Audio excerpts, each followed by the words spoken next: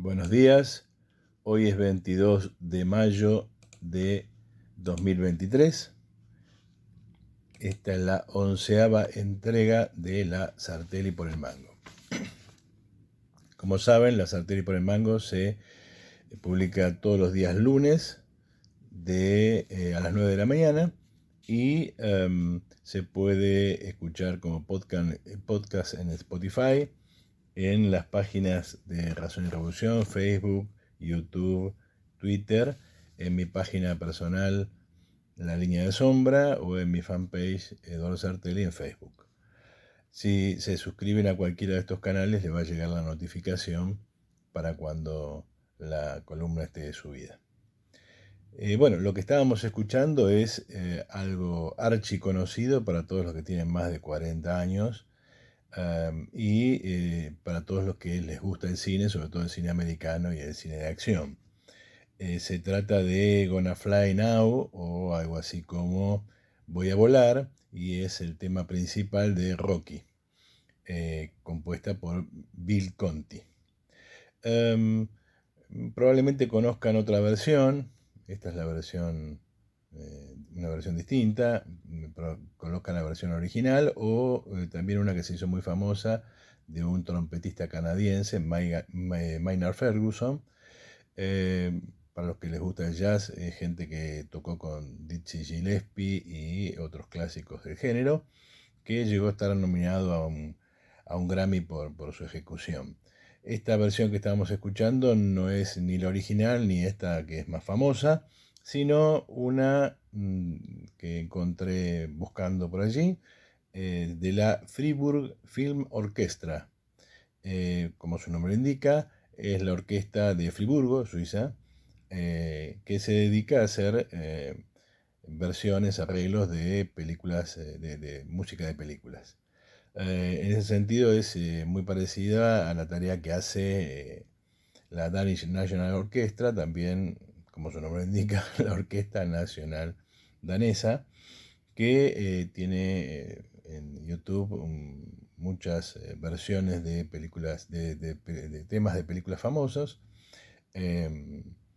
Muy interesante, muy lindo para que quiera ver esas canciones y esos temas que nos impactan no solo por la música, sino por las imágenes y las historias a las que están asociados. En el caso de la Danish National Orchestra, recomiendo Feo, el sucio y el malo, El Padrino. Hay mucho de Ennio Morricone, sobre todo cuando está dirigida por Sarah Hicks, que es una especialista en este métier.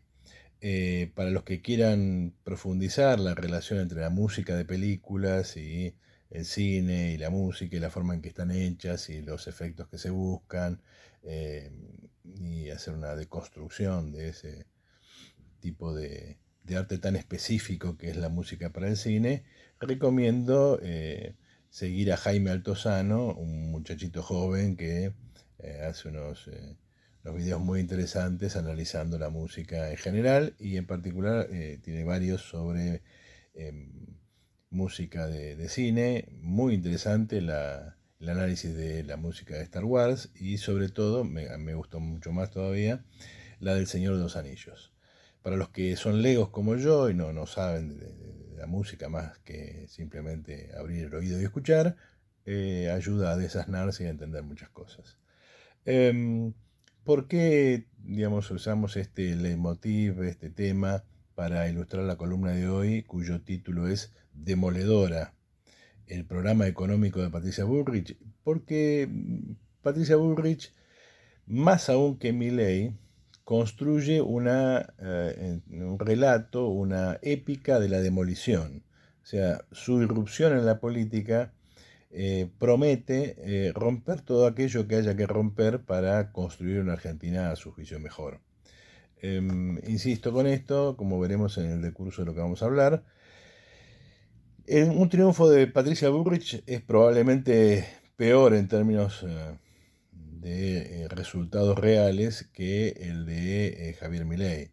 Javier Milei, como bien dice el dicho, es perro que ladra pero no muerde. Recuerdo que en un par de columnas atrás, la columna que lleva por título de Fantasía Montecristo, hablamos del programa de Javier Milei y mostramos cómo detrás de una parafernalia de insultos y barbaridades se esconde un programa bastante gradualista que remite más al Macri 1 que al Macri del segundo tiempo. Por el contrario, Patricia Bullrich es una dama de armas tomar, algo así como la Margaret Thatcher argentina, y da la impresión de que lo que promete lo cumple. De modo tal que un triunfo de Patricia Bullrich probablemente sea bastante más problemático para los sectores populares, para la clase obrera, que un triunfo de Javier Milei. Entre otras cosas porque Patricia Bullrich va a tener un apoyo político que Milei no va a tener. Antes de entrar en el tema, como siempre, vamos a hacer una serie de recomendaciones de lectura. Recuerden que habíamos presentado la primera parte de la colección Literatura de la Biblioteca Militante de Ediciones R&R. Hoy vamos a presentar la segunda parte, otros 4 libros. Esa colección tiene por ahora 8 títulos. El primero de todos es, de los que voy a presentar hoy, el número 4 de la colección, es una obra de un clásico del teatro argentino, José González Castillo, un personaje muy interesante, políticamente muy activo, muy ligado al anarquismo, muy vinculado a la izquierda cultural de su época, y esa posición política se nota en la edición que hicimos de una serie de obras suyas, entre ellas Los Invertidos, que es la que lleva en la tapa como título general. Entre otras obras aparece también El Mayor Prejuicio, El Hijo de Agar, La Mujer de Ulises, que tocan temas que eran muy ríspidos en la época, todavía siguen siéndolo hoy, digamos, ¿no? Pero en la época eran extremadamente complicados y de un modo que uno podría considerar progresista incluso todavía para el día de hoy. Obviamente Los Invertidos habla del tema de la homosexualidad, se habla del tema de los hijos naturales, en aquella época los hijos no reconocidos, del problema del adulterio, el problema del divorcio, de las separaciones, etcétera, etcétera, etcétera. Realmente es un momento de crítica de la cultura argentina que vale la pena visitar. La segunda propuesta que voy a mostrar es una edición de obras de teatro. Estos 4 libros que voy a presentar son de teatro, que se llama Después de la tormenta, es el volumen 7 de la colección. Habla de la escena teatral posterior al 2001, es decir, cómo impacta en el teatro, sobre todo en el teatro de gente de izquierda, la crisis del 2001. Y ahí tenemos una obra que en su momento tuvo mucha repercusión en la izquierda argentina, El fantasma que recorre el mundo, una obra sobre el manifiesto de Morena Cantero, El peor de los males de Luciano Percara y Fernando Bonet, una tragicomedia por decirlo de alguna manera, Empleados de José Merés y Perro de Hernán Greenstein, todos ligados a la problemática del 2001, a la problemática de la clase obrera, de la vida política, de la vida bajo el capital, etcétera, etcétera, etcétera. Continuando con la propuesta teatral, pero volviendo hacia atrás, porque ahora en el volumen 6 y en el volumen 8 de la colección, lo que se presenta es el teatro en los años 70. La colección se llama Máscaras Rojas, el teatro político de los años 70, y tiene 2 volúmenes, con obras de la época. Obras de Walter Operto, Patricio Esteves, Ricardo Monti, Mario Diamen, Beatriz Mosquera, José María Paola Antonio. Son 2 volúmenes. Algunas de esas obras son obras emblemáticas del teatro de izquierdas de la época, como Historia tendenciosa de la clase media argentina, de Ricardo Monti, o Ceremonia al pie del obelisco, de Walter Operto. Otras son menos conocidas, pero que realmente valen la pena, sobre todo de gente que uno suponía en otro lugar del espectro político, El jardín de Frenchi Beruti, de José María Paola Antonio, o ¿Qué clase de lucha es la lucha de clase?, de Beatriz Mosquera, Crónica de un secuestro, de Mario Diamen. Son todas obras que expresan directamente las preocupaciones políticas de la juventud revolucionaria de aquella época, y vale la pena bucear en ese entrecruce entre literatura y política en esa coyuntura, porque se trata también otra vez de documentos de crítica de la cultura argentina. Como siempre digo, todos prologados por estudios introductorios de mi compañera Rosana López Rodríguez, y como ya saben, no puedo más que elogiarla fervorosamente por motivos objetivos y subjetivos.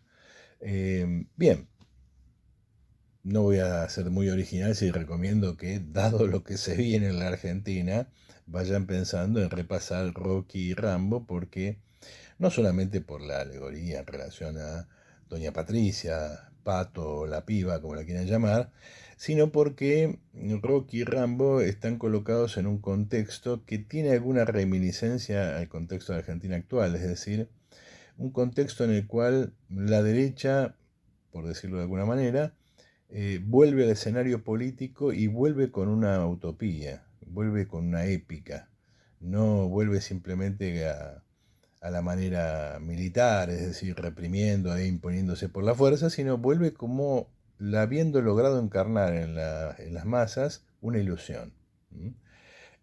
Así que yo recomiendo esas dos obras maestras de la propaganda ideológica, que son Rocky y Rambo, y de los que algún día haremos algún tipo de análisis en estas columnas que tengan mayor extensión y que estén a la altura de lo que se merece.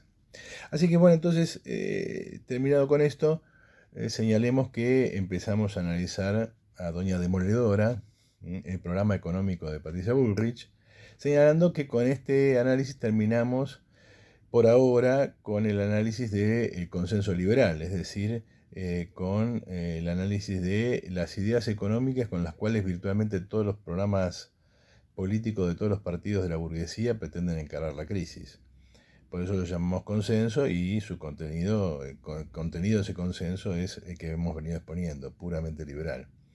Nos faltaría ver el programa del candidato de Frente de Todos, pero como no está definido, como el pobre Sergio no ha logrado todavía ser ungido como el candidato de ese espacio, vamos a esperar a que eso se produzca, si es que se produce, y si Sergio tiene la buena aventura, hombre que como solía decir mi viejo, es como el corcho, flota siempre.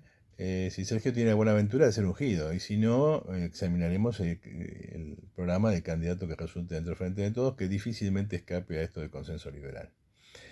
Así que con Patricia terminamos esta primera parte, y a partir de la semana que viene nos vamos a dedicar a otra cosa. Nos vamos a dedicar a una serie nueva que se va a llamar Futuribles, es decir, una secuencia de columnas dedicadas a examinar a gente, a intelectuales y políticos argentinos que han tratado de imaginar otra Argentina, es decir, otro futuro posible, otro futurible.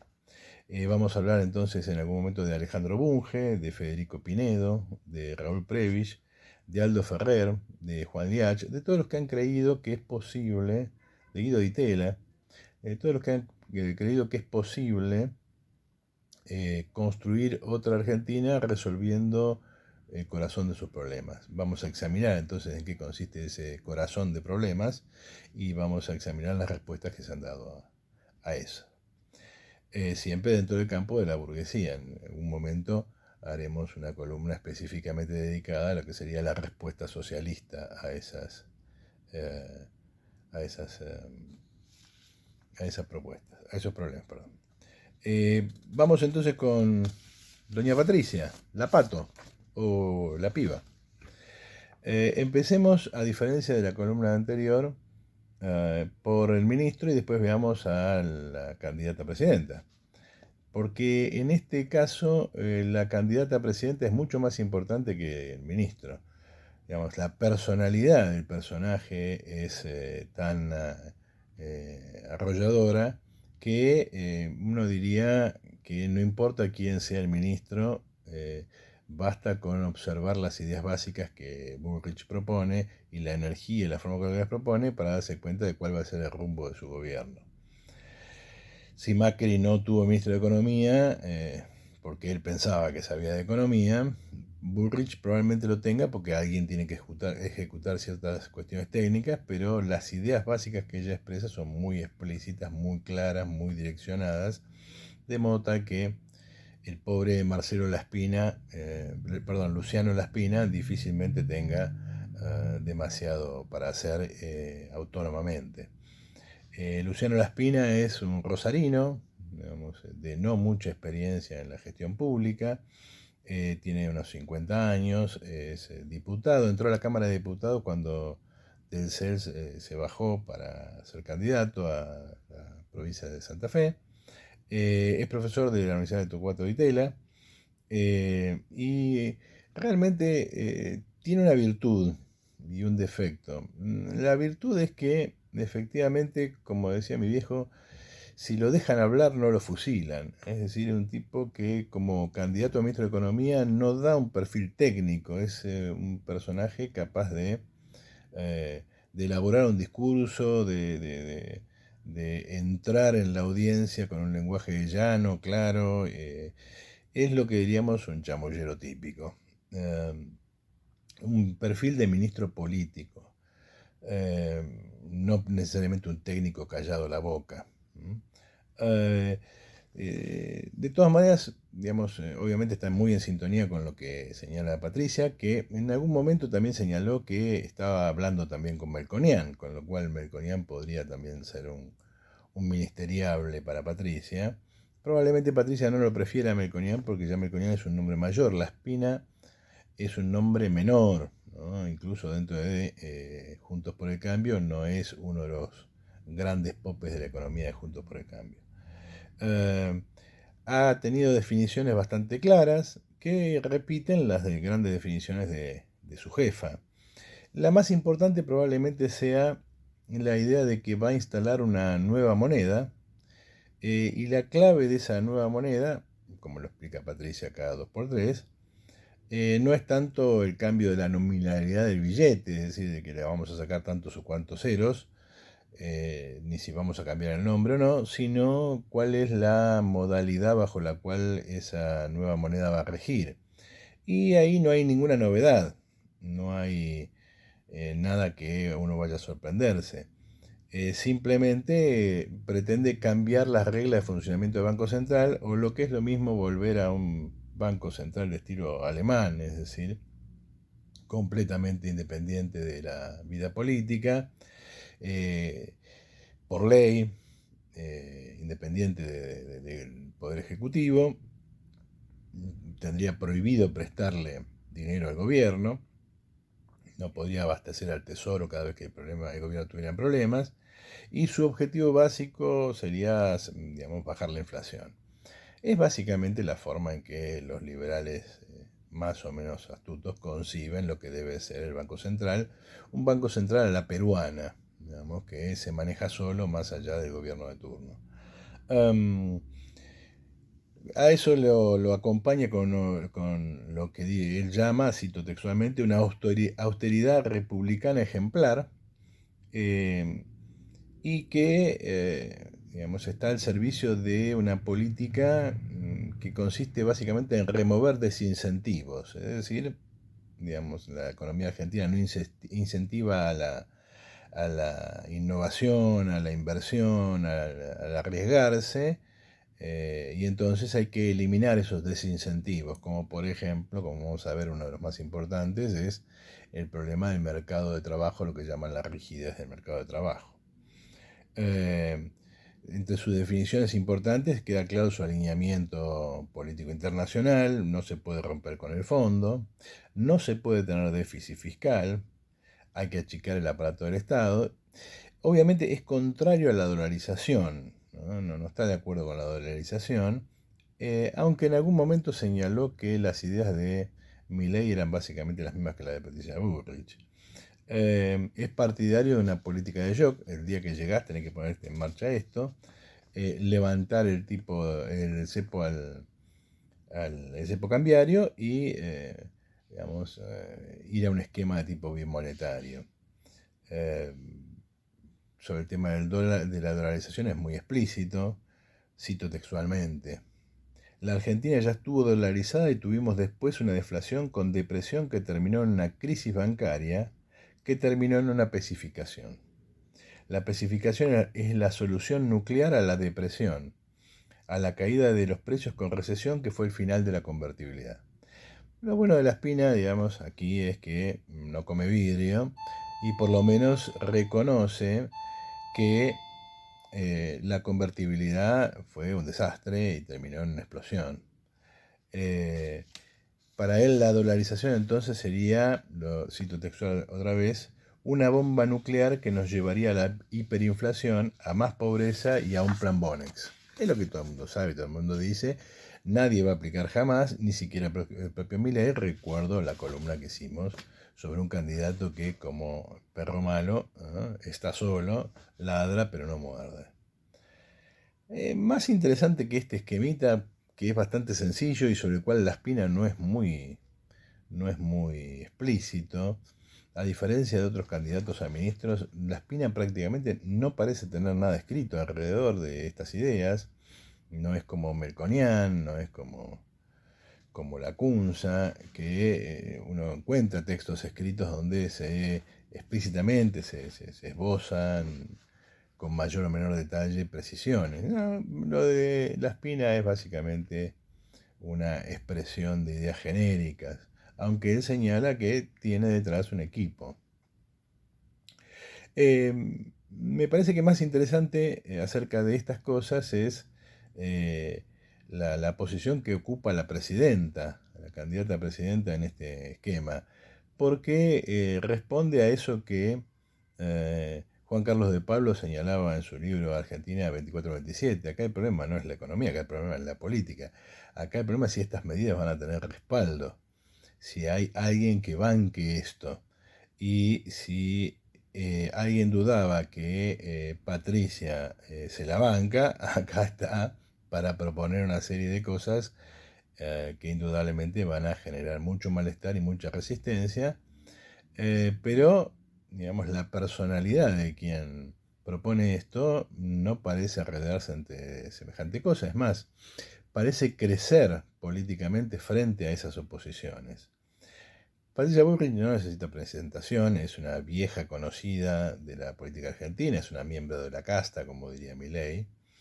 La montonera del bien, como dice Asís, viene de una familia de mucho dinero, una familia tradicional, que en sus años mozos esbozó la rebelión generacional típica haciéndose montonera. Como me dijo alguna vez alguna intelectual, alguna profesora de historia de la facultad, bueno, en los 70 éramos jóvenes, que peleábamos con nuestros viejos y la forma de pelearnos con nuestros viejos era hacernos peronistas. Bueno, ahí tenemos a la montonera del bien, que cuando vuelve ya vuelve ligada más a otros aspectos de la política, pasa por el menemismo, pasa por el macrismo, es diputada muchas veces, es ministra de Trabajo, de ahí su enfrentamiento con uno de sus caballitos de batalla, ¿no? Con uno de sus molinos de viento, con los cuales se quiere pelear para demostrar que es una especie de Quijote, que es Hugo Moyano. Y su último paso por el ministerio, la que de alguna manera catapultó a la posición en la que está hoy, en la cual alguna chance de ganarle a Larreta tiene, ojo con eso, porque Larreta tiene aparato, pero Cafiero también lo tenía y perdió frente a Menem.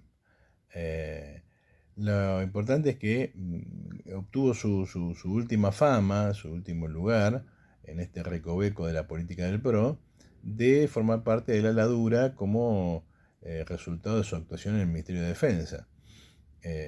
Todavía son recordadas esas imágenes donde defendía a la gendarmería frente al caso Maldonado y cómo las fuerzas de seguridad todavía hoy se le cuadran y la saludan cuando se la cruzan, como si siguiera siendo su ministra. Es evidente que la ministra Patricia Bullrich era la ministra de fuerzas que se consideraban a su vez las fuerzas de la ministra, es decir, había una sintonía muy clara. Y eso tiene que ver no solamente con la posición de la ministra, a las fuerzas hay que defenderlas, sino que tiene que ver también con su discurso, un discurso cercano al mundo de la ejecutividad militar, y también tiene que ver, seguramente, con el talante de la persona, digamos, ¿no? Es alguien que cosecha votos dando esa imagen de mano dura, dando esa imagen de intransigencia, dando esa imagen de acá no hay conciliaciones ni nada que valga. De ahí que esta imagen de Margaret Thatcher de la vida política argentina no es una imagen, si se quiere, caprichosa, ¿no? Tranquilamente Patricia Bullrich estaría encuadrada posiblemente en esa perspectiva, al menos temperamental, ¿no? No por casualidad, Patricia es una de las pocas defendidas y admiradas por Milei, que a su vez es admiradora de Margaret Thatcher. No quiero caer en lo de Paula Oloixarak y la aparente y supuesta devoción que tendría Milei por madres, hermanas y mujeres fuertes, pero efectivamente acá se da el mismo caso. Esta imagen de mujer fuerte aparece en sus definiciones políticas muy claramente. Básicamente, Patricia propone poner el país en orden. Y poner en orden el país significa acá hay que cumplir la ley y estabilizar una macroeconomía, y todo ello mediante una reforma del Estado que ella define como contundente. Y cuando ella dice contundente, agárrense porque es contundente. De hecho, a su plan le pone como nombre, supongo para competir con los exabruptos de Milei, le pone como nombre el plan Demoler. Y desde su punto de vista, y esto es muy interesante por lo que contiene en términos sociológicos, como definición, demoler quiere decir demoler el régimen económico, social y político de los kirchneristas. Es decir, demoler la Argentina que brotó del 2001. De eso se trata, digamos, ¿no? De terminar con esa estructura social, con esa estructura política, con esa dinámica política a la que dio lugar la crisis del 2001 y el empate, como dijimos en otro lado, de la clase obrera argentina que, si bien no logró objetivos de mayor alcance, al menos consiguió limitar la explotación y obligar a la burguesía a entregar concesiones. Donde queda como resultado de esa demolición algo, lo que queda no es estatal, porque según Patricia, no hay forma de tener un país viable donde lo público es más importante o más grande que lo privado, cito textual. Entonces, hay aquí una definición de un orden conservador sólido, un orden conservador estricto, un orden conservador sin vueltas. Acá se están diciendo cosas mucho más graves que las que dice Milei. Obviamente todo candidato tiene, digamos, algunos fuegos de artificio con los cuales atrae al electorado, y Patricia tiene unos cuantos. Uno de ellos, uno de los más queridos y especiales, es esa idea de construir una cárcel especial para narcotraficantes en terrenos expropiados a Lázaro Báez, ¿no? Algo así como Sarmiento edificando el zoológico en la vieja casa de Rosas, o digamos, Thiers después de la victoria sobre la Comuna de París, edificando la Catedral del Sacré-Cœur arriba de Montmartre, ahí donde empezó la Comuna, la experiencia de la Comuna. Vamos a exorcizar, ¿no?, la corrupción y el narcotráfico construyendo una cárcel en terrenos de Báez. Cuando entramos a las primeras medidas, Patricia está en sintonía con su ministro porque su ministro es simplemente el vocero de estas ideas. La primera de todas es la autonomía del Banco Central. Es la primera medida que se supone ella va a tomar, ella propone tomar. Digamos, acá no hay más plata para el gobierno, no hay más plata para el tesoro, se acaban este tipo de transferencias. Acá lo único que queda es que el gobierno se lo aguante con lo que hay y por lo tanto que el ajuste del Estado sea la única forma de gobernar el Estado.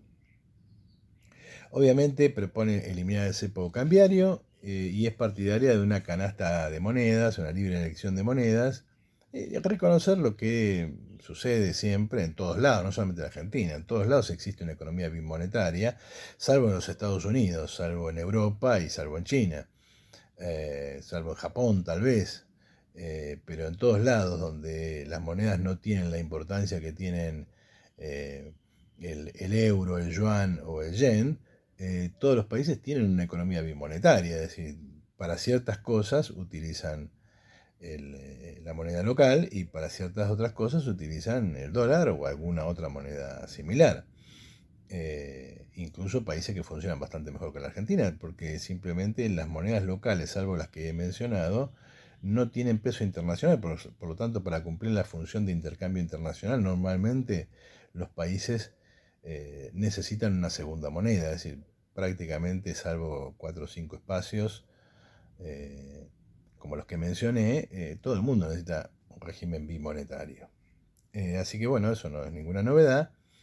Está claro que acá dolarización no hay.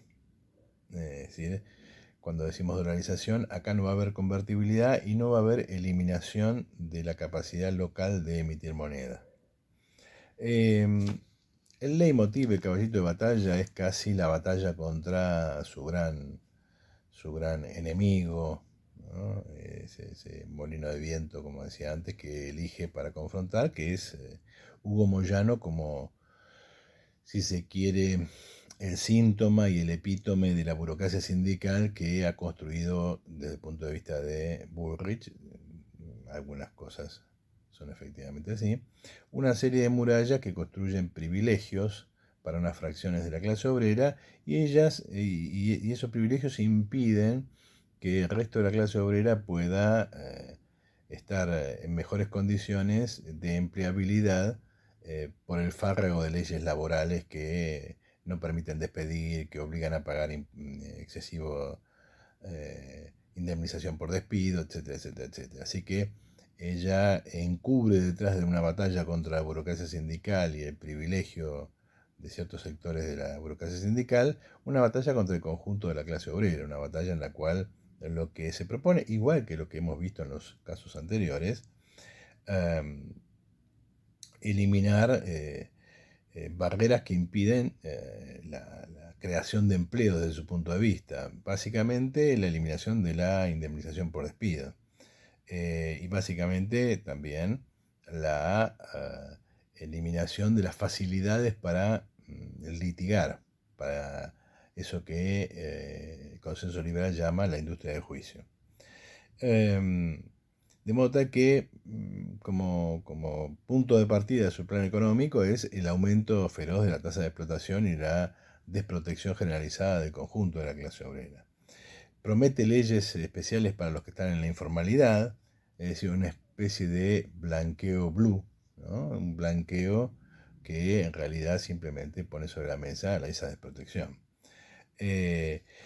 Obviamente, como muy claramente lo tiene en la cabeza doña Patricia, el corazón de su problema es el aumento de la tasa de explotación y el sometimiento de la clase obrera, de modo tal que, así como hay que mejorar la empleabilidad, hay que hacer que los obreros compitan más entre sí. Por eso, lo primero que se propone, después de la reforma laboral o junto con la reforma laboral, es la eliminación de los planes sociales, transformarlos en subsidios de seguros de desempleo de entre 6 y 10 meses de duración, según ciertas condiciones que no se explican mucho por allí, pero que aparentemente están ligadas a la edad, y eliminar todo ese mundo de planes, porque además ella sospecha, una sospecha que puede estar fundada, que en realidad hay un solapamiento entre la informalidad y el subsidio. Así que hay mucha gente que recibe subsidio porque aparece como desocupada, pero no está desocupada, tiene un empleo informal. Con lo cual la propuesta de Patricia es eliminar esos subsidios, porque esa gente debiera contentarse con el empleo informal. De alguna manera Patricia está acusando a todos los que reciben planes de macanearle al Estado, decir que no tienen trabajo y cobrar el subsidio. Y ella, por supuesto, va a imponer la ley y el orden. Eh, se propone una simplificación y reordenamiento impositivo. Ella lo llama descontaminación legal, o sea, la eliminación de muchas leyes incluso absurdas, ¿no? Leyes que no tienen ningún valor. No es muy explícita en eso. Se nota en los planes de Patricia un amateurismo un poco mayor en relación a lo que habíamos visto con Rodríguez Larreta, que parece ser el personaje mejor preparado de todos para esto. El último punto importante es el tema de la clase obrera de las provincias. Es decir, se acaba este asunto de que en las provincias los gobernadores van a ganar elecciones porque de alguna manera subsidios mediante, coparticipación federal mediante, las provincias están aisladas de la crisis nacional. Así que bueno, allí va a buscar otro régimen de coparticipación. Hay algunas cosas muy puntuales del estilo de desregular la profesión docente. Cuando Patricia empieza a hablar de educación, evidentemente demuestra que no sabe mucho, o por decir generosamente no sabe nada, porque pareciera apuntar a que cualquiera puede dar clase, porque en el fondo los docentes son todos vagos, y Baradel, esa otra gran bestia negra de su discurso antisindical, impediría que la gente que realmente tiene vocación trabaje, ¿no? Nunca queda del todo claro bien esto. Pero en su conjunto se trata muy claramente de un programa extremadamente antiobrero, mucho más antiobrero porque todo esto va todo junto. Patricia cree en el shock, no cree en el gradualismo. Es mucho más peligroso que el propio Milei, porque Milei, recordemos que propone medidas que son en el fondo bastante o absurdas y no aplicables, postergadas para el día de las calendas, es decir, en la tercera generación, mientras que Patricia es mucho más concreta, va al hueso, el hueso es la clase obrera, y se propone demoler todo lo que esté allí y obstaculice lo que ella cree que es el núcleo de la cuestión. Textualmente, tenemos que juntar lo que necesitan las empresas, y lo que necesitan las empresas es el elemento de fondo en todos los programas del consenso liberal, pero en el caso de Patricia Bullrich mucho más explícito que en todos los demás. No solamente mucho más explícito, sino que además, siendo partidaria de una doctrina de shock, acá no hay generaciones que valgan, no son reformas de primera y segunda, no, acá va todo junto el primer día. Es decir, el triunfo de Patricia va a ser un masazo de entrada. Acá no va a haber tiempo para acomodarse. Alguien podrá decir, pero esto ya lo escuché, y la verdad que estas columnas se la pasan repitiendo lo mismo, y la verdad que es cierto. Y es cierto porque el consenso liberal es eso, es un consenso. Hay modalizaciones de lo que se va a hacer, pero lo que se va a hacer es siempre lo mismo. Se trata de una reforma laboral, una reforma tributaria, una reforma previsional, una reforma del Estado, la eliminación de planes y esperar la lluvia de inversiones, ¿no? Una frase de Luciano Laspina, que efectivamente sintetiza esta perspectiva de Bullrich y del consenso liberal. Laspina dice: cambiar la organización económica es cambiar el esquema de incentivos con el que se toman decisiones. Dicho de otra manera, vamos a destruir todo lo que proteja a la clase obrera y sobre la base de esa desprotección, llamaremos al capital, que ahora podrá actuar como se le dé la gana, porque habrán sido creadas las condiciones para que se mueva como pez en el agua sin ningún obstáculo. Obviamente el resto de la gente tendrá que esperar a que efectivamente el capital quiera venir, quiera invertir, quiera hacer algo, y que ese algo a la postre resulte, y que de ese resultado alguna miga caiga hacia abajo. Dicho de otra manera, esto es sangre y sudor y lágrimas para nada, para la clase obrera, y quién sabe incluso si para la propia burguesía, porque esta ilusión de que van a llover las inversiones es una ilusión que viene desde probablemente el año 52 y el plan de ajuste de Perón, y todavía está por verse que algún día esa lluvia, ese diluvio ocurra. Así que, y como conclusión de esta primera parte de la serie sobre el consenso liberal, señalemos esto: Bullrich es más peligrosa que Milei, lo que propone es más radical, tiene fuerza para hacerlo, tiene fuerza para imponerlo, y por lo tanto su victoria es probablemente más preocupante que la de Javier Milei y por supuesto de Horacio Rodríguez Larreta, no porque los otros sean buenos o no, sino porque aquí hay una decisión política y esto nos permite cerrar con ese planteo de Juan Carlos de Pablo, según el cual el problema no es económico. Acá todo el mundo sabe lo que quiere hacer y lo que tiene que hacer. Acá el problema es político. Es decir, hay alguien con la decisión para enfrentar esto y con el poder político para hacer que estas cosas pasen, para que pase el ajuste con esta violencia y con esta magnitud. Bueno, Patricia dice sí, acá estoy yo y esto se va a hacer. Como Rocky, ¿no?, amenaza con fajarnos a todos, duro y parejo, demoler la Argentina que brotó del argentinazo. Así que bueno, volviendo al nunca bien ponderado filósofo Sylvester Stallone, nos vamos hasta la semana que viene, recordando que la semana que viene empieza la serie Futuribles. Nos vemos.